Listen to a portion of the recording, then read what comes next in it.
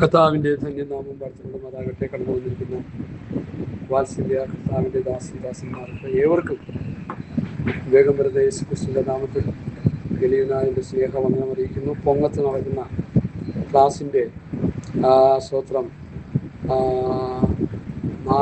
അഞ്ചാമത്തെ മീറ്റിംഗാണിത്. കഴിഞ്ഞ ദിവസങ്ങളിലെല്ലാം അനുഗ്രഹീതമായ കൂട്ടായ്മകൾ നടക്കാനിടയായി തീർന്നു. ഇവിടെ നടക്കുന്ന ക്ലാസ്സുകളും ഞാൻ യൂട്യൂബിൽ അപ്ലോഡ് ചെയ്യുന്നുണ്ട്. പലരും അത് കേൾക്കുന്നുണ്ട്. അവർക്കെല്ലാം വളരെ സന്തോഷവും അനുഗ്രഹവുമായി എന്നൊക്കെ അവർ വിളിച്ച് പറയാനൊക്കെ ഇടയായി തീർന്നു. അപ്പോൾ നമുക്ക് ഒരുമിച്ച് ദൈവസന്നിധിയിൽ നിന്ന് നമ്മൾ പ്രാർത്ഥിക്കുകയും വചനം ധ്യാനിക്കുകയും ചെയ്യുന്നത് മറ്റുള്ളവർക്കും അത് അനുഗ്രഹമാണ്. നമ്മൾ മാത്രമല്ല അതിൻ്റെ അനുഗ്രഹം പങ്കിടുന്നത്. അനേക രാജ്യങ്ങളിൽ ഇരുന്നു കൊണ്ട്, അനേക ദേശങ്ങളിൽ ഇരുന്നു കൊണ്ട്, കേരളക്കരയിലും ഭാരതത്തിലും ആഗോള വ്യാപകമായി അനേക പ്രിയപ്പെട്ടവർ ഈ വചനങ്ങൾ കേൾക്കുകയും പഠിക്കുകയും അവരെ സന്തോഷം പങ്കിടുകയും പലരും എന്നെ വിളിച്ച് ഇടയ്ക്കിടയ്ക്ക് ചോദിക്കുകയും സംശയങ്ങൾ ചോദിക്കുകയും അറിയാവുന്നതൊക്കെ ഞാൻ പറയും, സ്തോത്രം അല്ലാത്തതൊക്കെ പ്രാർത്ഥിച്ച് പറയാമെന്ന് പറയും. അങ്ങനെ എല്ലാ നിലയിലും ദൈവം ഈ ശുശ്രൂഷകളെ മാനിച്ചുകൊണ്ടിരിക്കുന്നു. അല്പമേ വേണ്ടു, ഒന്നു മതി. നിറയെ നല്ല അംശം ദൈവമാതപടത്തിൽ ഇരുന്ന് ദൈവവചനം കേൾക്കുന്നതാണ് നല്ല അംശമെന്ന് നമ്മൾ മനസ്സിലാക്കണം. സ്തോത്രം. നിസ്സാരമായിട്ട് ഈ കൂട്ടായ്മയെ കാണരുത്. കാരണം കർത്താവിൻ്റെ വരവിന് വേണ്ടി ഒരുങ്ങുവാനും ആത്മീയ വളർച്ചയ്ക്കും ആത്മീയ വർധനവിനും വേണ്ടുന്ന ഉപദേശങ്ങളാണ് ഇവിടെ നമ്മൾ പ്രസ്താവിക്കപ്പെടുന്നത്. ഇവിടെ പ്രത്യേകിച്ച് സഭാവിഭാഗങ്ങളായിട്ടൊന്നുമില്ല. ദൈവസഭ ഒന്നേ ഉള്ളൂ. അത് ക്രിസ്തുവിൻ്റെ ശരീരമാണ്, അല്ലെങ്കിൽ അത് മണവാട്ടിയാണ്, കന്യകയാണ്, അല്ലെങ്കിൽ ദൈവാത്മാവ് വസിക്കുന്ന ഒരു മന്ദിരമാണ്. ഈ നിലയിലൊക്കെ പഠിക്കുമ്പോൾ നമ്മളെല്ലാം ക്രിസ്തുവിൻ്റെ ശരീരത്തിൻ്റെ തലയായ ക്രിസ്തുവിൻ്റെ ശരീരമാം സഭയുടെ അവയവങ്ങളാണ്. സ്തോത്രം. ആ ഒരു ഉത്ബോധം നമുക്ക് എപ്പോഴും ഉണ്ടായി. ഈ അവയവങ്ങൾ സ്തോത്രം ഓരോ അവയവവും അതിൻ്റേതായ പ്രവൃത്തി ചെയ്ത് സ്തോത്രം മുൻപോട്ട് പോകുമ്പോഴാണ് ഒരു നല്ല അനുഗ്രഹീതമായ സഭ ഉടലെടുക്കുന്നത്. അത് ഇന്നിപ്പോൾ അതിൻ്റെ ആ അവസ്ഥയിലേക്ക് വന്നു എന്ന് നമുക്ക് പറയാൻ കഴിയത്തില്ല. അതിവിദൂര ഭാവിയിൽ നമുക്ക് സംഭവിക്കാം. സ്തോത്രം. ശരീരമാം സഭയുടെ അവയവങ്ങളെല്ലാം ചേർന്ന് യഥാർത്ഥ സഭ വെളിപ്പെട്ട് വരും എന്ന് ഞാൻ പൂർണ്ണമായി വിശ്വസിക്കുന്നു. അതിനുവേണ്ടിയുള്ള പ്രാർത്ഥനകളും അതിനുവേണ്ടിയുള്ള ഉപദേശങ്ങളൊക്കെ നമ്മൾ ഈ ദിവസങ്ങളിൽ ചെയ്തുകൊണ്ടിരിക്കുകയാണ്. സ്തോത്രം. അതുകൊണ്ട് പ്രാർത്ഥനയോടെ നമുക്ക് ദൈവസന്നിധിയിലായിരിക്കാം. മുഖവര പറഞ്ഞ് സമയം കളയാൻ താല്പര്യപ്പെടുന്നില്ല. സ്തോത്രം. ഇന്നിവിടെ നമ്മൾ ചിന്തിക്കാൻ പോകുന്ന വിഷയം 1 കൊരിന്ത്യർ ലേഖനം 10-ാം അധ്യായത്തിൻ്റെ 1 മുതൽ 12 വരെയുള്ള വേദഭാഗങ്ങളിലെ ഒരു പഠനമാണ് നമ്മൾ നടത്താനായിട്ട് കർത്താവിൽ ശരണപ്പെടുന്നത്. സ്തോത്രം. 1 കൊരിന്ത്യർ ലേഖനം 10-ാം അധ്യായം 1 മുതൽ 12 വരെയുള്ള വാക്യങ്ങൾ. എന്തുകൊണ്ടാണ് ഈ ചാപ്റ്റർ എടുത്ത് ഇങ്ങനെ നമ്മൾ ഒരുമിച്ച് ചിന്തിക്കുന്നു എന്ന് നിങ്ങൾ ചോദിച്ചാൽ എനിക്ക് പറയാനുള്ളത്, ഓരോ അധ്യായങ്ങളിലും ഘനമായ ഓരോ വിഷയങ്ങൾ കിടപ്പുണ്ട്. അത് പഠിച്ചു വരുമ്പോഴാണ് നമുക്ക് മനസ്സിലാകുന്നത്. ഒരു ഖണ്ഡികയിൽ ഒരു സബ്ജക്റ്റ് ഉണ്ട്, ഒരു വാക്യത്തിൽ ഒരു സബ്ജക്റ്റ് ഉണ്ട്, ഒരു ചാപ്റ്ററിൽ ഒരു സബ്ജക്റ്റ് ഉണ്ട്, ഒരു ലേഖനത്തിൽ അനേക സബ്ജക്റ്റ് ഉണ്ട്. ഇതൊക്കെ വേർതിരിച്ച് പഠിച്ചു വരുമ്പോഴാണ് ആ വചന പഠനത്തിൻ്റെ മഹത്വം എന്താണെന്ന് നമ്മൾ മനസ്സിലാകുന്നത്. നമ്മൾ പലപ്പോഴും ഇത് ചെയ്യാറില്ല. കാരണം ഞാൻ എപ്പോഴും പറയാറുള്ള പോലെ ഒരു കത്ത് അയച്ചു കഴിഞ്ഞാൽ ആ കത്തിൻ്റെ A4 സൈസ് ഒരു 4 പേപ്പറാണ് ഒരു കത്തായിട്ട് നമ്മൾ അയക്കുന്നതെന്ന് ചിന്തിക്കുക. ഈ 4 പേപ്പറിൽ 2 വായിച്ചിട്ട് 2 ദൂരെ കളയുക ഇല്ല. 4 പേപ്പറും ബാക്ക് ടു ബാക്ക് അത് വായിച്ച ആ മെസ്സേജ് എന്താണെന്ന് നമ്മൾ വിദേശത്തായിരിക്കുമ്പോഴോ അല്ലെങ്കിൽ എവിടെയെങ്കിലുമൊക്കെ നമ്മുടെ ഭാര്യ ഭർത്താവ് അങ്ങോട്ടും ഇങ്ങോട്ടും അയക്കുന്ന കത്തുകൾ സ്തോത്രം അങ്ങനെ വായിച്ച് കാര്യങ്ങൾ ഗ്രഹിക്കും. എന്നതുപോലെ ഒരു ലേഖനത്തിൽ, ഒരു ചാപ്റ്ററിൽ, ഒരു ഖണ്ഡികയിൽ, ഒരു വാക്യത്തിൽ സനാതനമായ സത്യങ്ങൾ ആലേഖനം ചെയ്യപ്പെട്ടിരിക്കുന്നു. അതെന്താണെന്ന് കൂലങ്കുഷമായി ദൈവസന്നിധിയിൽ ഇരുന്ന് പഠിക്കുന്നവർ വളരെ കുറവാണ്. ഞാനിപ്പോൾ ഈ ഭാഗം തിരഞ്ഞെടുത്തത് പ്രാർത്ഥിച്ചുകൊണ്ടിരുന്നപ്പോൾ ഈ ഭാഗം ചിന്തിക്കണം, പഠിക്കണം, ഒരുമിച്ച് ധ്യാനിക്കണം എന്നൊരു പ്രേരണ എൻ്റെ ഹൃദയത്തിൽ കിട്ടിയത് കൊണ്ടാണ് ഈ ഭാഗം എടുത്ത് ചിന്തിക്കാൻ ഇടയായി തീർന്നത്. 1 കൊരിന്ത്യർ ലേഖനം 10-ാം അധ്യായത്തിൻ്റെ 1 മുതൽ 12 വരെയുള്ള വാക്യം. അതിലെ ഈ 12 വരെയുള്ള വാക്യത്തിൽ അടങ്ങിയിരിക്കുന്ന ഒരാത്മീക യാഥാർത്ഥ്യമുണ്ട്. അതെന്താണെന്ന് നമ്മൾ ഇന്നൊന്ന് പഠിക്കാൻ പോവുക. നിങ്ങൾ പഠിച്ചിട്ടുണ്ടാകും, നിങ്ങൾ പഠിച്ചുകൊണ്ടിരിക്കുന്നവരാണ്. ഈ നമ്മളിപ്പോൾ ചിന്തിക്കുന്നതിനേക്കാൾ ആഴത്തിലുള്ള കാര്യങ്ങൾ നിങ്ങൾ ഗ്രഹിച്ചവരായിരിക്കാം. ഒരുപക്ഷെ നിങ്ങൾ ഗ്രഹിച്ചിട്ടില്ലായിരിക്കാം. എനിവേ എന്തുമാകട്ടെ, ഈ അധ്യായത്തിലെ 1 കൊരിന്ത്യർ 10:1 മുതൽ 12 വരെയുള്ള വാക്യത്തിലെ അതിലടങ്ങിയിരിക്കുന്ന സാരാംശം, അതിലെ വിഷയം, പരിശുദ്ധാത്മാവ് അപ്പോസ്തലനായ പൗലൂസിലൂടെ രേഖപ്പെടുത്തിയിരിക്കുന്ന ഈ മഹത്തരമായ സത്യം എന്താണെന്ന് നമ്മളൊരു എത്തിനോട്ടത്തിലേക്ക് പോകാൻ പോവുകയാണ്. വളരെ പ്രാർത്ഥനയോടെ, വളരെ ഏകാഗ്രത ഹൃദയത്തോടെ. കർത്താവ് പറഞ്ഞു 30 മേനി, 60 മേനി, പിന്നെ 100 മേനി. നമുക്ക് 30ഉം 60ഉം അങ്ങ് വിട്ടിട്ട് 100 മേനി നമ്മുടെ ഹൃദയത്തിൽ ഈ വചനം പ്രകാശിക്കാൻ, അല്ലെങ്കിൽ അത് ആത്മീകമായി ഫലം തരുവാൻ തക്കവണ്ണം പ്രാർത്ഥനയോടെ നമുക്ക് ദൈവസന്നിധിയിലായിരിക്കാം. സ്തോത്രം, സ്തോത്രം, സ്തോത്രം. അതിൻ്റെ 1 കൊരിന്ത്യർ 10:11 വാക്യം ഒന്ന് വായിക്കാം. ഇത് ദൃഷ്ടാന്തമായിട്ട് അവർക്ക് സംഭവിച്ചു. ലോകാവസാനം വന്നെത്തിയിരിക്കുന്ന നമുക്ക് ബുദ്ധി ഉപദേശത്തിനായിട്ട് എഴുതിയിരിക്കുന്നു. ഒരു നിമിഷം കൂടി പ്രാർത്ഥിക്കാം. നല്ല ദൈവമേ, സ്വർഗീയ പിതാവേ, ഈ വായിച്ച വേദഭാഗത്തെ കർത്താവിൻ്റെ കരങ്ങളിൽ തരുന്നു. 1 കൊരിന്ത്യർ 10-ാം അധ്യായം കർത്താവെ, ഞങ്ങളൊന്ന് പഠിക്കാൻ ആഗ്രഹിക്കുന്നു. അങ്ങയുടെ പരിശുദ്ധാത്മാവ് അതിന് ഞങ്ങളെ സഹായിച്ചാട്ടെ. ഇതിൽ ഒളിഞ്ഞു കിടക്കുന്ന ആത്മീക മർമ്മങ്ങൾ, ഇതിലൂടെ, ഈ അധ്യായത്തിലൂടെയുള്ള ബുദ്ധിയുപദേശങ്ങൾ അതിൻ്റേതായ അളവിൽ ഗ്രഹിക്കുവാൻ കർത്താവെ, അടിയനും പ്രിയ കർത്താവിൻ്റെ വിലപ്പെട്ട കുഞ്ഞുങ്ങൾക്കും കൃപ തരണമേ കർത്താവെ. വചനത്തെ തടയുന്ന എല്ലാ ദുഷ്ടപോരുകളെയും യേശുവിൻ്റെ നാമത്തിൽ ഞങ്ങൾ ശാസിക്കുന്നു. മനുഷ്യനപ്പം കൊണ്ട് മാത്രമല്ല, ദൈവത്തിൻ്റെ വായിൽ നിന്ന് വരുന്ന സകല വചനം കൊണ്ട് ജീവിക്കുന്നുവെന്ന് കർത്താവെ അവിടുത്തെ വചനത്തിൽ എഴുതിയിരിക്കുന്നല്ലോ. അങ്ങനെയെങ്കിൽ ആ നിലയിൽ ഈ വചനം കൊണ്ട് ഞങ്ങൾ ആത്മീകമായി ജീവിച്ച്, പ്രത്യാശയോടെ ജീവിച്ച് ഞങ്ങളുടെ രാജ്യത്തിന് വേണ്ടി ഒരുങ്ങുവാൻ ഈ വചനം കേൾവി മുഖാന്തരമായി ഭവിക്കണം. എല്ലാ ഹൃദയങ്ങളിലും ഇത് ആഴത്തിൽ പതിയുവാനിടയായിത്തീരണം. ഈ വാട്സപ്പിലൂടെ, ടെലഗ്രാമിലൂടെ, യൂട്യൂബിലൂടെ കേൾക്കുന്ന എല്ലാവർക്കും ഇത് അനുഗ്രഹവും നന്മയും വിടുതലുമായി തീരണം കർത്താവ്. പ്രാർത്ഥന കേട്ട് അങ്ങനെ ചെയ്താട്ട്. മഹത്വം കർത്താവിന്. യേശുവിൻ നാമത്തിൽ അപേക്ഷിക്കുന്നു. കണ്ണോട് കേൾക്കണം നല്ല പിതാവേ. ഒന്നുകൂടി വായിക്കാം. വായിച്ച വാക്യം, ഇത് ദൃഷ്ടാന്തമായിട്ട് അവർക്ക് സംഭവിച്ചു. ലോകാവസാനം വന്നെത്തിയിരിക്കുന്ന നമുക്ക്. അപ്പൊ അവർക്ക് സംഭവിച്ചത് നമുക്ക് ബുദ്ധിയുപദേശം. ആരാണ് ഈ അവർ? ഇസ്രായേൽ മക്കൾ. അപ്പൊ അവർക്ക് എന്തോ സംഭവിച്ചു,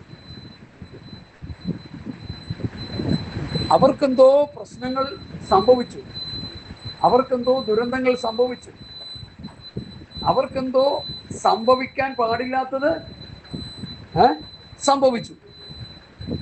അത് നമുക്കെന്ത് ആയിരുന്നു? ബുദ്ധി ഉപദേശം. ഒന്ന് പഠിക്കണ്ടേ?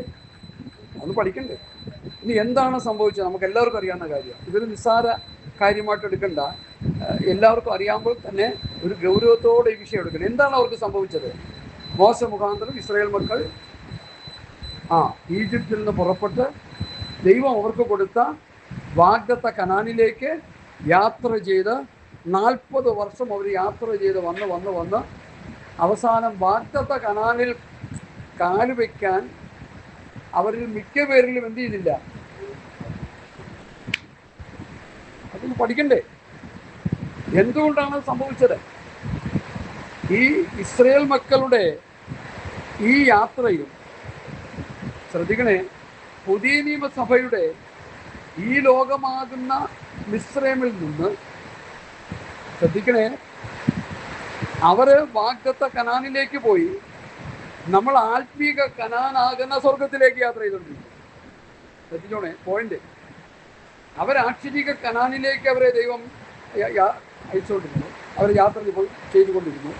നമ്മൾ ആത്മീക കനാനാകുന്ന നിത്യത, സ്വർഗരാജ്യം അല്ലെങ്കിൽ ദൈവരാജ്യം, അങ്ങോട്ട് നമ്മൾ യാത്ര ചെയ്തുകൊണ്ടിരിക്കുക. അവരൊരു യാത്ര ചെയ്ത ആക്ഷരിക യാത്രയാണ്, നമ്മൾ ആത്മീകമായ ഒരു യാത്രയാണ്. ഈ യാത്ര തമ്മിലുള്ള വ്യത്യാസങ്ങളുണ്ട്. ലക്ഷ്യപ്രാപ്തിയിലേക്ക് എത്താൻ കഴിയാതെ വഴിയിൽ വെച്ച് പട്ടുപോയെന്ന് പൗലോസ് ഈ അധ്യായത്തിൽ പഠിപ്പിക്കുക. അതുപോലെ ആത്മീകമായി കർത്താവിൻ്റെ വചനങ്ങൾ അനുസരിച്ച് ജീവിക്കുന്ന ആത്മീക ഇസ്രായേലാകുന്ന നമുക്കും ഈ യാത്രയിൽ ലക്ഷ്യസ്ഥാനത്ത് ചെന്നെത്താൻ പറ്റാതെ പരാജയപ്പെട്ട് പിൻവാങ്ങി പോകുമെന്നുള്ള ഒരു മുന്നറിയിപ്പാണ് അപ്പോസ്തലനായ പൗലോസ് ഈ വാക്യത്തിലൂടെ തരുന്നത്. ഇത് ദൃഷ്ടാന്തമായി അവർക്ക് സംഭവിച്ചു, ഇസ്രായേൽ മക്കൾക്ക്. ലോകാവസാനം വന്നെത്തിയിരിക്കുന്ന നമുക്ക് ബുദ്ധി ഉപദേശത്തിനായി എഴുതിയിരിക്കുന്നു. അപ്പോൾ ഈ ക്ലാസ് കൊണ്ട് ഒരു ബുദ്ധി ഉപദേശം പഠിച്ചു മുമ്പോട്ട് പോവുക. അതാ കർത്താവ് നമ്മളെ കുറിച്ച് ആഗ്രഹിക്കും. ഒരു ബുദ്ധി ഉപദേശം. എന്തിനാ ഈ ബുദ്ധി ഉപദേശം പഠിക്കുന്നത്? അവർക്ക് സംഭവിച്ച നാശം നമുക്ക് സംഭവിക്കാതിരിക്കാം. അവർക്ക് പറ്റിയ പരാജയം, അവർക്ക് പറ്റിയ തോൽവി, അവർക്ക് പറ്റിയ വീഴ്ച, അവർക്ക് പറ്റിയ ദുരന്തം, അവർക്ക് പറ്റിയ ആ അതിഭയാനകമായ ആ പ്രതിസന്ധി നമുക്ക് സംഭവിക്കാതിരിക്കാൻ അപ്പോസ്തലനായ പൗലോസ് അല്ലെങ്കിൽ പരിശുദ്ധാത്മാവ് പൗലൂസിലൂടെ നമ്മെ പ്രബോധിപ്പിക്കുക. സത്യം പറഞ്ഞാൽ ഈ മെസ്സേജ് പറയുന്നത് ഞാനല്ല, പൗലൂസാ. ഈ മെസ്സേജ് ഞാനല്ല പറയുന്നത്, പൗലൂസാ പറയുന്നത്. പൗലൂസ് പറഞ്ഞത് ഞാൻ എടുത്തു പറയുന്നു എന്ന് മാത്രമേ ഉള്ളൂ, സെക്കൻഡ് ചെയ്യുന്നേ ഉള്ളൂ. പണ്ടൊക്കെ ഈ പ്രായമുള്ള ഉപദേശിമാർ സംസാരിക്കാൻ നേരത്ത് അവർക്ക് ശബ്ദം കുറവാണ്. അപ്പോൾ ആ സമയത്ത് നല്ല ശബ്ദമുള്ള സഹോദരന്മാരെന്ത് ചെയ്യും? ഏറ്റുപറച്ചിലുണ്ട്. ഏറ്റുപറച്ചിലൂടെ കാര്യങ്ങൾ വ്യക്തമായിട്ട് മറ്റുള്ളവർക്ക് മനസ്സിലാകാനിടയായിരിക്കും. സ്തോത്രം. ഏറ്റുപറച്ചിലൂടെ മറ്റുള്ളവർക്ക് എല്ലാവർക്കും മതി. എന്നതുപോലെ പൗലോസ് പറഞ്ഞത് വചനത്തിൽ കിടക്കുന്നു, ഞാനത് എടുത്ത് പറയുന്നു എന്ന് മാത്രമേ ഉള്ളൂ. അല്ലാണ്ട് എനിക്കിതിന് റൈറ്റൊന്നും പറയാനില്ല. ദൈവത്തിൻ്റെ പരിശുദ്ധാത്മാവ് എഴുതി വച്ചിരിക്കുന്ന വചനങ്ങൾ ഒന്നെടുത്ത് നിങ്ങളെ ഒന്ന് ഗ്രഹിപ്പിക്കാൻ ഒരു ശ്രമം നടത്തുകയാണ്. അത് വിജയിച്ചാൽ അത് അനുഗ്രഹം, നമുക്കെല്ലാവർക്കും അനുഗ്രഹം. ഇസ്രായേൽ മക്കൾക്ക് പറ്റിയ പരാജയം നമുക്ക് സംഭവിക്കാതെ നമ്മുടെ ഈ ലോകമാകുന്ന ഇസ്രായേലിൽ നിന്ന് നമുക്ക് തന്നിരിക്കുന്ന നിത്യമായ ആ സ്വസ്ഥത അല്ലെങ്കിൽ സ്വർഗരാജ്യം, ദൈവരാജ്യം. 1 പത്രോസിന്റെ ലേഖനം 1-ാം അധ്യായത്തിന്റെ 5-ാം വാക്യം കാണാതെ അറിയാവുന്നെന്ന് പറയാം. എല്ലാവർക്കും കാണാതെ അറിയാമെങ്കിൽ പറയാം. ക്ഷയം, വാട്ടം, മാലിന്യം ഇല്ലാത്തതുമായ അവകാശത്തിനായി തന്നെ വീണ്ടും ജനിപ്പിച്ചിരിക്കുന്നു. അപ്പൊ നമ്മൾ വീണ്ടും ജനിച്ച എന്തിനാ? ക്ഷയമില്ലാത്ത, വാട്ടമില്ലാത്ത, മാലിന്യമില്ലാത്ത നല്ലൊരു അവകാശം. ഈ ശരീരത്തിന് ക്ഷയമുണ്ട്. ഈ ഭൂമി ക്ഷയിച്ചു പോകും. നമ്മൾ ഈ കണ്ണുകൊണ്ട് കാണുന്നതെല്ലാം നശിച്ചു പോകും. പൗലോസിന്റെ ഭാഷ പറഞ്ഞാൽ കാണുന്നത് മുഴുവൻ താൽക്കാലികം, കാണാത്തതോ നിത്യം. അപ്പൊ നിത്യമായതിനു വേണ്ടിയാണ് നമ്മൾ ദൈവസന്നിധിയിലായിരിക്കുന്നത്. ക്ഷയം, വാട്ടം, മാലിന്യമില്ലാത്ത നല്ലൊരു അവകാശം കർത്താവ് നമുക്ക് വേണ്ടി ഒരുക്കി വെച്ചിരിക്കുന്നത് പ്രാപിച്ചെടുക്കാനാണ് നമ്മൾ ഈ ദിവസങ്ങളിൽ ദൈവസന്നിധിയിൽ നിന്ന് പ്രാർത്ഥിക്കുകയും ദൈവവചനം കേൾക്കുകയും ചെയ്യുന്നത്. ഈ ക്ലാസ് തന്നെ അതിനു വേണ്ടിയാണ്. നമുക്ക് നിത്യത പ്രാപിക്കണം, നമുക്ക് ദൈവരാജ്യം പ്രാപിക്കണം. യേശുവിൻ്റെ പുറകെ പോയ അനേകര് ദൈവരാജ്യത്തിന് വേണ്ടി പോയ എത്ര പേരുണ്ടായിരുന്നു? ഒന്ന് ചുരുക്കി ഒന്ന് പറഞ്ഞു. ആരെങ്കിലും ദൈവരാജ്യം പ്രാപിക്കണം, സ്വർഗരാജ്യം പ്രാപിക്കണമെന്ന് പോയവർ എത്ര പേരുണ്ടായിരുന്നു? അതൊരു കൗണ്ടിങ് പറ, ഒരു കണക്ക് പറ. 12 പേര്. ഉപദേശം കഠിനമാക്കിയപ്പോൾ എൻ്റെ ബാക്കിയെല്ലാം എന്ത് ചെയ്തു? അത് പോട്ടെ, കുഴപ്പമില്ല. 12 പേര് കൂട്ടിക്കോ. സ്തോത്രം. അപ്പോൾ ബാക്കിയുള്ളവരൊക്കെ എന്ത് ചെയ്തു? രോഗശാന്തി, അത്ഭുതം, അടയാളം, വീര്യപ്രവൃത്തി, വിസ, വിദേശയാത്ര, പിന്നെ മറ്റു പല പല പല പല പല കാര്യങ്ങളായിട്ടൊക്കെ പോയി. പക്ഷെ അവർക്ക് ആർക്കും എന്ത് പറ്റിയില്ല? നിത്യജീവൻ പ്രാപിക്കാൻ കഴിഞ്ഞില്ല. അതുകൊണ്ട് പ്രിയമുള്ളവരെ, നമ്മളൊരു ചെറിയ ഗ്രൂപ്പാണ്. ഞാൻ എപ്പോഴും ചിന്തിക്കും, എന്തുകൊണ്ടാണ് അപ്പം നമ്മുടെ ഗ്രൂപ്പിലൊക്കെ ഈ മീറ്റിങ്ങിലൊക്കെ ചുരുങ്ങിപ്പോകുന്നത്? അന്നും ആൾ ചുരുക്കമായിരുന്നു, ഇന്നും ആൾ ചുരുക്കം. നമ്മളതുകൊണ്ട് ആരും നിരാശപ്പെടേണ്ട കാര്യമൊന്നുമില്ല. ആൾ കൂടുതൽ നിന്നല്ല വിഷയം. ചെറിയ ഗ്രൂപ്പാണെങ്കിലും. പൗലോസ് പ്രവൃത്തി പുസ്തകം 19-ാം അധ്യായത്തിൽ ഒരു സഭയിൽ ചെന്നു ശുശ്രൂഷിച്ച്. നമുക്കറിയാം, പ്രസിദ്ധവംശം പ്രാപിക്കാത്തൊരു ചെറിയ ഗ്രൂപ്പ്.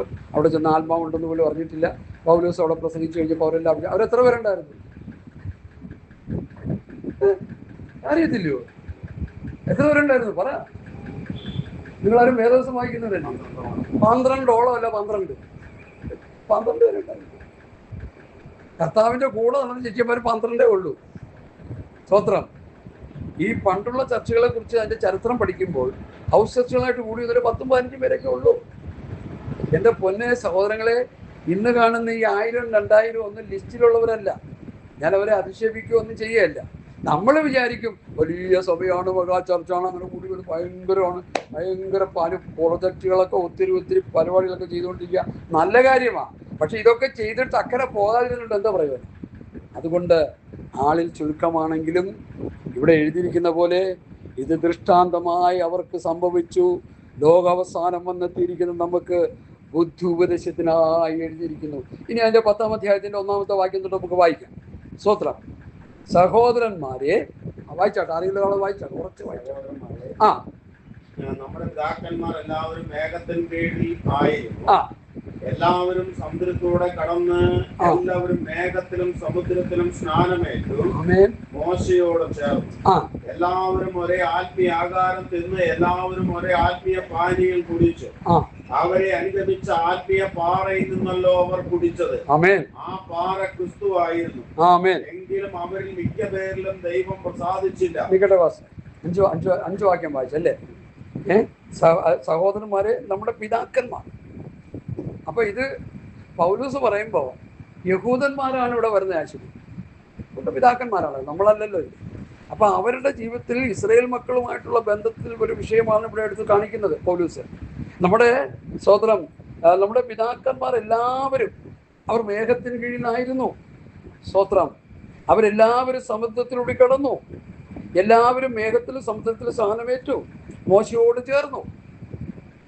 മോശയോട് ചേർന്ന ഇസ്രായേൽ മക്കളെ കുറിച്ചാണെന്നുള്ളത് വ്യക്തമായി. ഇത് നമ്മൾ ഇങ്ങനെ നിൽക്കട്ടെ, ഇത് നമ്മളെ കുറിച്ച് ചിന്തിക്കാം. നമ്മൾ സ്നാനപ്പെട്ട് ആരോടോ ചേർന്ന്? യേശുവിനോട് ചേർന്നു.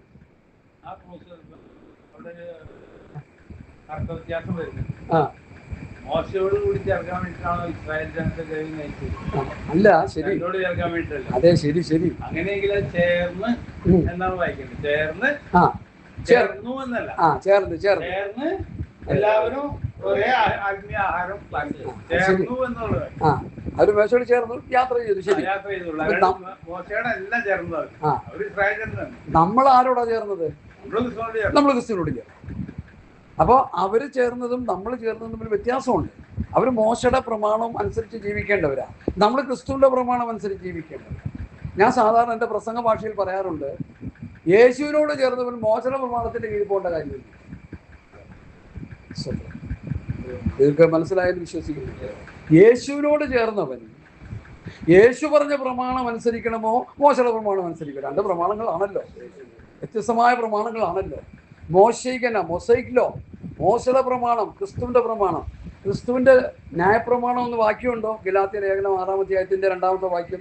നിങ്ങൾ ഇത് കുറിച്ചിടുന്നെങ്കിൽ നല്ലതാണ് ഈ വാക്യങ്ങൾ. ഗലാത്യർ 6:2 ഒന്ന് വായിച്ചോട്ടെ, പെട്ടെന്ന് വായിച്ചോ.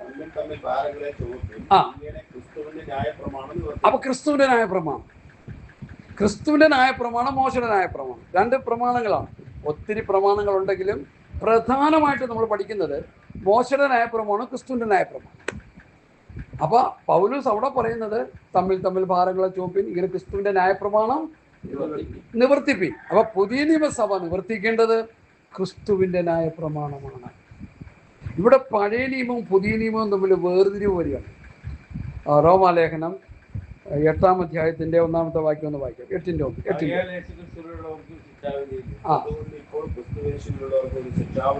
അടുത്ത ജീവന്റെ ആത്മാവിന്റെ പ്രമാണമേക്ക് പാപത്തിന്റെയും മരണത്തിന്റെയും പ്രമാണത്തിൽ നിന്ന് ക്രിസ്തുയേശുവിൽ സ്വാതന്ത്ര്യം വരുത്തി. ജീവന്റെ ആത്മാവിന്റെ പ്രമാണം.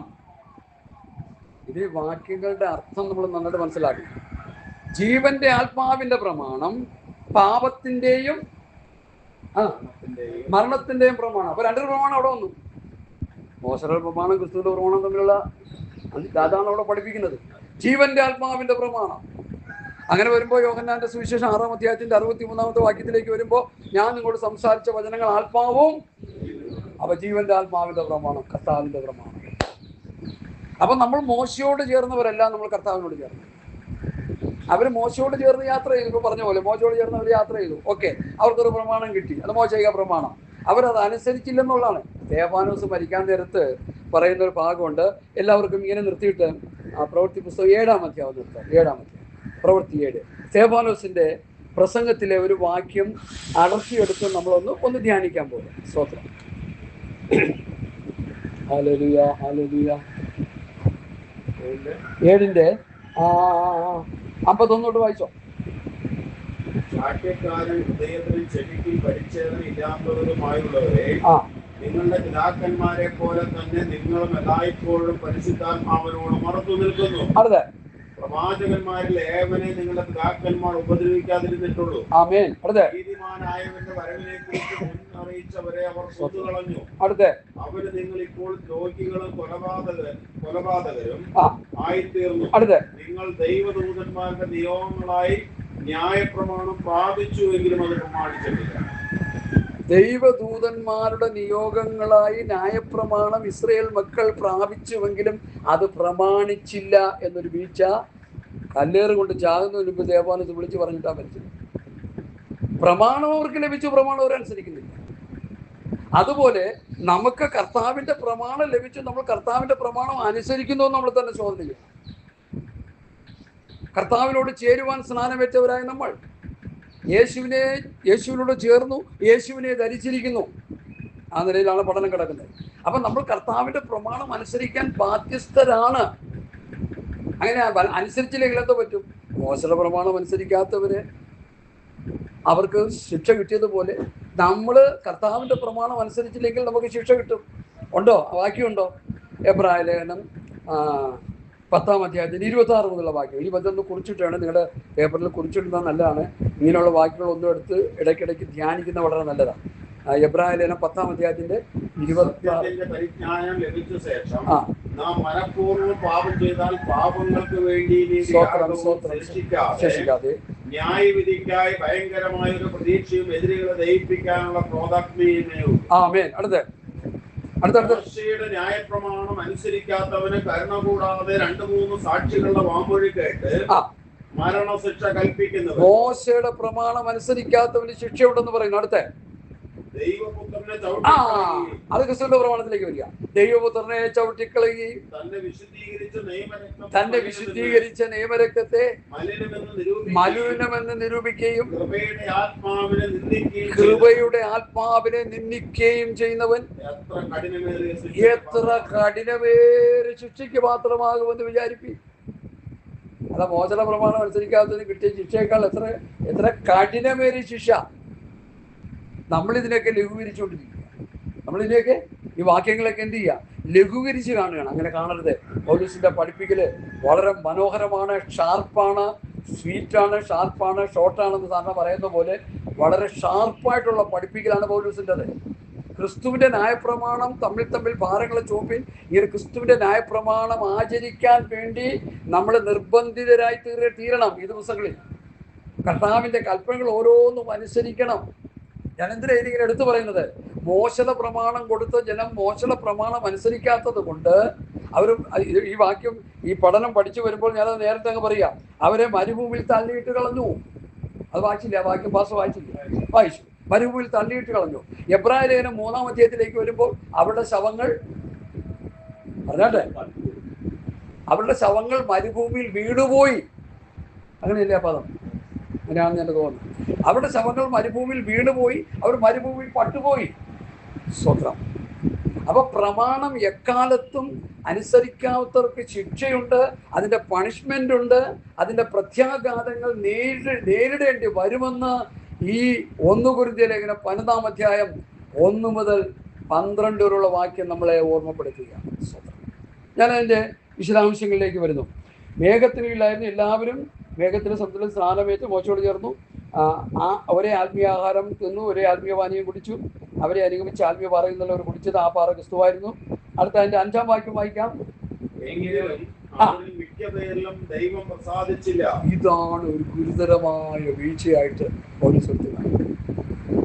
ഒരേ കാഴ്ചപ്പാടിൽ ഇറങ്ങി തിരിച്ചവർ, ദൈവശബ്ദം കേട്ടവർ, ദൈവത്തിന്റെ അത്ഭുതങ്ങൾ കണ്ടവർ. സ്തോത്രം. ആ വിഷയത്തെക്കുറിച്ച് ഞാൻ ചിന്തിച്ചുകൊണ്ടിരുന്നപ്പോൾ എനിക്ക് ഒരു സങ്കീർത്തന ഭാഗം 78-ാം സങ്കീർത്തനമാണ് സ്തോത്രം ചിന്തിക്കാനായിട്ട് കർത്താവിൻ്റെ പ്രകാരം ഞാൻ അതെടുത്ത് ഇന്നലെ ഞാൻ തൊട്ടൊക്കെ ഇങ്ങനെ ധ്യാനിക്കുകയായിരുന്നു. അതിപ്പോൾ വായിക്കാനുള്ള സമയം ഇല്ലെങ്കിലും ഒന്ന് വായിച്ചു കളയാം. അതിൻ്റെ 13-ാമത്തെ വാക്യം വായിക്കാം. 78-ന്റെ 13. എല്ലാ വാക്യവും വായിക്കാൻ സമയം നമ്മുടെ മുമ്പിലില്ല. ഇത് വായിച്ചാട്ടെ. 78-ന്റെ 13 മുതലുള്ള വാക്യങ്ങൾ ഓടിച്ച് വായിച്ചു. യോപാസന്റെ വായിച്ചു.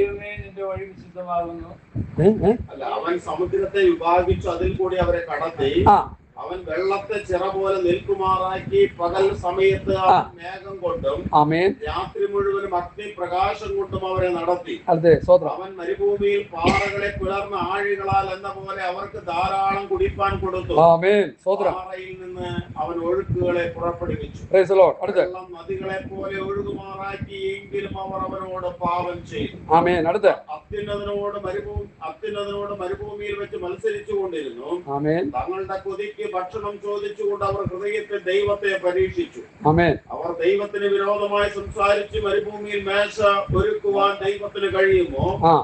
അവൻ പാറയെ അടിച്ചു, വെള്ളം പുറപ്പെട്ട് തോടുകളും കവിഞ്ഞൊഴുകി. സത്യം. ആമേൻ. എന്നാൽ അപ്പം കൂടെ തരുവാൻ അവന് കഴിയുമോ? ജനത്തിന് അവൻ മാംസം വരുത്തി കൊടുക്കുമോ എന്ന് പറഞ്ഞു. ആകയാൽ യഹോവ അത് കേട്ടു, കോപിച്ചു. യാക്കോബിന്റെ നേരെ തീ ജ്വലിച്ചു, ഇസ്രായേലിന്റെ നേരെ കോപവും പൊങ്ങി. അവർ ദൈവത്തിൽ വിശ്വസിക്കുകയും അവന്റെ രക്ഷയിൽ ആശ്രയിക്കുകയും ചെയ്യുകയാൽ തന്നെ അവൻ അവൻ മീതെ മേഘങ്ങളോട് കൽപ്പിച്ചു. 33 വരെ വായിക്കാം. ആകാശത്തിന്റെ വാതിലുകളെ തുറന്നു അവർക്ക് തിന്മാൻ മന്ന വർഷിപ്പിച്ചു. ധാന്യം അവർക്ക് കൊടുത്തു. ശക്തിമാന്മാരുടെ അപ്പം തിന്നു. അവർക്ക് തൃപ്തിയാക്കും വണ്ണം ആഹാരം അയച്ചു. അവൻ ആകാശത്തിൽ കിഴക്കൻ കാറ്റടിപ്പിച്ചു, തന്റെ ശക്തിയാൽ കിഴക്കൻ കാറ്റ് വരുത്തി. അവൻ അവർക്ക് പൊടി പോലെ മാംസത്തെയും കടൽപ്പുറത്തെ മണൽ പോലെ പക്ഷികളെയും വർഷിപ്പിച്ചു. അവരുടെ പാളയത്തിന്റെ നടുവിലും പാർപ്പിടങ്ങളുടെ ചുറ്റിലും അവയെ പൊഴിച്ചു. അങ്ങനെ അവർ തിന്നു തൃപ്തരായി തീർന്നു. അവർ ആഗ്രഹിച്ചത് അവൻ അവർക്ക് കൊടുത്തു. അവരുടെ കൊതിക്ക് മതി വന്നില്ല. ഭക്ഷണം അവരുടെ വായിൽ ഇരിക്കുമ്പോൾ തന്നെ ദൈവത്തിന്റെ കോപം അവരുടെ മേൽ വന്നു. അവരുടെ അതിപുഷ്ടന്മാരിൽ ചിലരെ കൊന്നു. ഇസ്രായേലിലെ യൗവനക്കാരെ സംഭരിച്ചു. ഇതെല്ലാം ആയിട്ടും അവർ പിന്നെയും പാപം ചെയ്തു. അവന്റെ അത്ഭുത പ്രവൃത്തികളെ വിശ്വസിച്ചതുമില്ല. അതുകൊണ്ട് അവൻ അവരുടെ നാളുകളെ ശ്വാസം പോലെയും അവരുടെ സംവത്സരങ്ങളെ അതിവേഗത്തിലും കഴിയുമാറായി. ഞാൻ ഇത് വായിച്ചേൽപ്പിച്ച എന്തിനാന്ന് ചോദിച്ചാല്, പ്രസംഗിക്കാതെ അത് വായിച്ചു കേട്ട കാര്യം മനസ്സിലാവുമല്ലോ. ആസാഫാണ് ആ സങ്കീർത്തനം എഴുതിയിരിക്കുന്നത്. ഇസ്രായേൽ മക്കളുടെ ജീവിതത്തിലുണ്ടായ അനുഭവം, ആ അത്ഭുതങ്ങൾ, അടയാളങ്ങൾ, വീര്യപ്രവൃത്തികൾ, ദൈവരെ നടത്തിയ വഴികൾ. സ്തോത്രം. എത്ര അത്ഭുതകരമായിട്ട് ദൈവരെ നടത്തി. ദൈവമക്കളെ പഴയ നിമിത്തിലെ പല ഏടുകളെടുത്ത് നമ്മൾ വായിക്കുമ്പോൾ ഇസ്രായേൽ മക്കളെ നടത്തിയതുപോലെ ഒന്നും നമ്മൾ നടത്തുന്നുണ്ടോ എന്ന് എനിക്ക് സംശയമുണ്ട്. സ്തോത്രം. ഇല്ലെന്നില്ല, പക്ഷെ അവർ കണ്ട അത്ഭുതങ്ങൾ, അവർ കണ്ട അടയാളങ്ങൾ, അവർ കണ്ട ദൈവത്തിൻ്റെ മഹത്വം നേരിട്ട് അവരുടെ ഈ കൺപോളുകൾ കൊണ്ട് കണ്ടത് നമ്മൾ കണ്ടിട്ടില്ല ഒരിക്കലും. സ്തോത്രം. ഇനി കാണാനും പോകുമെന്ന് എനിക്ക് തോന്നുന്നില്ല. അത്ര അതിശയകരമായ നടത്തപ്പെട്ട ജനമാണ്. പൗലൂസ് കൊണ്ടുവന്ന് ഈ 10:5 കൊണ്ടുവന്ന് പറയുകയാണ്, എങ്കിലും അവരിൽ മിക്ക പേരിലും ദൈവം പ്രസാദിച്ചില്ല. ഇത് നമ്മൾ കുറിക്കൊള്ളേണ്ട ഒരു വിഷയമാണ്. ഞാൻ ഈ വേദഭാഗം എടുത്ത് ഇങ്ങനെ ധ്യാനിച്ച്, കർത്താവേ ഇത് എന്തൊരു വേദഭാഗമാണ് ഇത്, ഇതൊന്ന് ധ്യാനിച്ച് ഇതിൻ്റെ ആ വാക്യങ്ങളുടെ അർത്ഥങ്ങളൊന്ന് മനസ്സിലാക്കി എൻ്റെ ജീവിതത്തിൽ ഒരു പണിയപ്പെടൽ, അല്ലെങ്കിൽ ഒരു രൂപാന്തരം, അല്ലെങ്കിൽ ഒരു വ്യത്യാസം ഞാൻ വരുത്താനായിട്ട് ദൈവം എന്നെക്കുറിച്ച് ആഗ്രഹിക്കുന്നു. അത് ഞാൻ മനസ്സിലാക്കിയിട്ടാണ് നമുക്ക് ഒരുമിച്ച് ഇത് പറയുമ്പോൾ നിങ്ങളോട് പറഞ്ഞിട്ട് എനിക്കിത് ബാധകമല്ലെന്ന് ആരും ചിന്തിക്കരുത്. നമ്മൾ ഒരുമിച്ച് ഈ വചനങ്ങളെ ധ്യാനിച്ച് അവർക്ക് പറ്റിയത് നമുക്ക് പറ്റാതിരിക്കുവാൻ ഒരു പണിയപ്പെടൽ, അല്ലെങ്കിൽ ഒരു രൂപാന്തരം, അല്ലെങ്കിൽ ഒരു മടങ്ങിവരവ്, അല്ലെങ്കിൽ ഒരു മാനസാന്തരം നമുക്കുണ്ടാകും. അതിനാണ് ഈ ദൂത് പ്രസാദം. എല്ലാവർക്കും അനുഗ്രഹങ്ങൾ മതി, നന്മ മതി, വിടുതൽ മതി. പ്രാർത്ഥിച്ച വിഷയങ്ങൾക്ക് അപ്പം വിടുതൽ കിട്ടുന്നത് നല്ല കാര്യങ്ങളാണ്, അതൊക്കെ നല്ലതാണ്. പക്ഷേ ഇവിടെ നിത്യതയുമായിട്ടുള്ള ബന്ധപ്പെട്ട വിഷയമാണ് നമ്മൾ ചിന്തിക്കുന്നത്. അവർ മരുഭൂമിയിൽ പട്ടുപോയി, നമ്മൾ പട്ടുപോകാതിരിക്കാൻ നമ്മൾ ചിന്തിക്കുന്നത്. അവർ മരുഭൂമിയിൽ അവരുടെ ശവങ്ങൾ വീണുപോയി, നമ്മൾ വീണുപോകാതിരിക്കാനാണ് നമ്മൾ ചിന്തിക്കുന്നത്. സ്തോത്രം. എത്രയോ അത്ഭുതങ്ങൾ കണ്ട ഇസ്രായേൽ മക്കളെ കുറിച്ച് ദൈവത്തിന്റെ പരിശുദ്ധാത്മാവ് പൗലോസിനോട് പറയുകയാണ്, അവർ മിക്ക പേരിലും ദൈവം പ്രസാദിച്ചില്ല. അത് നമ്മുടെ ക്രിസ്തീയ ജീവിതം ദൈവം പ്രസാദിക്കുന്ന ഒരു ജീവിതമായി തീരണം, അല്ലെങ്കിൽ നമ്മുടെ ജീവിതം കൊണ്ട് ഒരു പ്രയോജനമില്ല. സ്തോത്രം. പൗലോസ് കൊരിന്ത്യർ ലേഖനത്തിൽ പറയുന്നു, ഭാര്യ ഭർത്താവിനെ പ്രസാദിപ്പിക്കുന്നു, ഭർത്താവ് ഭാര്യയെ പ്രസാദിക്കുന്നു, അപ്പനമ്മ അങ്ങോട്ടും ഇങ്ങോട്ടും പ്രസാദിപ്പിക്കുന്നു, സഹോദരന്മാരെ കാലം ചുരുങ്ങിയിരിക്കുന്നു, ഇനി ഭാര്യ ഉള്ളവനില്ലാത്തവനെ പോലെ അങ്ങോട്ട് ഇങ്ങനെയൊക്കെ പറഞ്ഞിട്ട് നമ്മൾ ദൈവത്തെ പ്രസാദിപ്പെടുന്നത് പൗലോസ് അവിടെ ശക്തമായി പറയുന്നുണ്ട്. ഗലാത്യ ലേഖനം അതിൻ്റെ 1-ാം അധ്യായത്തിൻ്റെ 9-ാമത്തെ വാക്യമാണ് ഇപ്പോൾ ഞാൻ മനുഷ്യനെയോ ദൈവത്തെയോ സന്തോഷിപ്പിക്കുന്നത്. വാക്യം ഗലാത്യർ 1:9. 9 10 സംശയമുണ്ട്. അത് വായിക്കാം.